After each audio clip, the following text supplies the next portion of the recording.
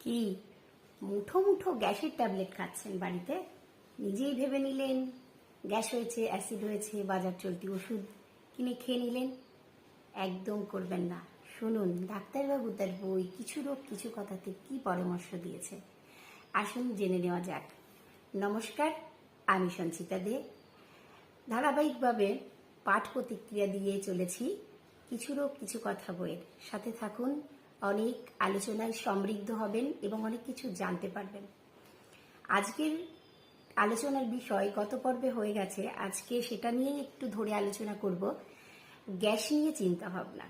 ওই যে আগের দিন বললাম রান্নার গ্যাস নয়, কিন্তু পাকস্থলীর ভেতরে যে গ্যাস উৎপন্ন হয় সেটার কি হয় আর সেটা থেকে কি কি সমস্যা হতে পারে।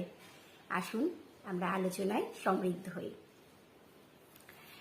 ডাক্তার বলেছেন প্রতিবার ঢোক গেলার সাথে 15 মিলির মতো হাওয়া আমাদের পাকস্থলীতে ঢুকে যায়। তারপর ওই 10 সেকেন্ড মতন সময় দেয় খাদ্যটা নেমে যাওয়ার। আর বড় খাবার, এই যে ধরুন 750 থেকে 1 লিটার এই ধরনের খাবার পরে ঢেকুর তোলার মাধ্যমে স্ফিংটার খুলে যাওয়ায় কিছুটা হাওয়া বাইরে বেরিয়ে আসে, যেখানে আমরা বলি ঢেকুর উঠছে।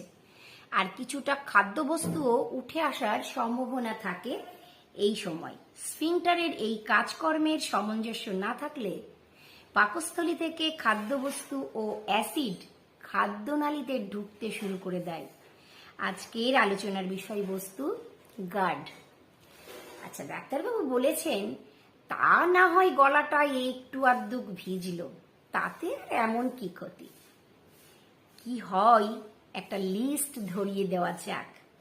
বুক জ্বালা, ওপর পেটে ব্যথা, মুখে খাবার উঠে আসা, এই 3টে প্রধান।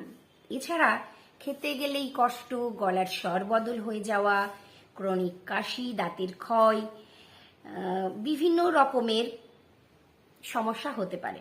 সব থেকে বেশি চিন্তার ব্যাপার কোনটা জানেন তো? খাদ্যনালীর তলার দিকের আস্তরণ পরিবর্তন হওয়া। একে বলা হয় ব্যারেটস ইসোফেগাস।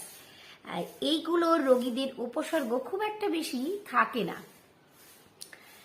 আর ব্যারেট ইসোফেগাস একটা প্রি ক্যান্সারাস লিসেন, অর্থাৎ এই অবস্থা থেকে ক্যান্সারের দিকে বাঁক নিতে থাকে। ধরা পড়লে বছরে একবার, কিছু বই বলেছে একবারের বদলে 2বার এন্ডোস্কপি করে নেওয়া প্রয়োজন। গার্ডের জন্য কিছু পরীক্ষা নিরীক্ষাও করিয়ে নেওয়া যেতে পারে। বয়স যদি 50-এর উপরে হয়, একটু মোটার দিকে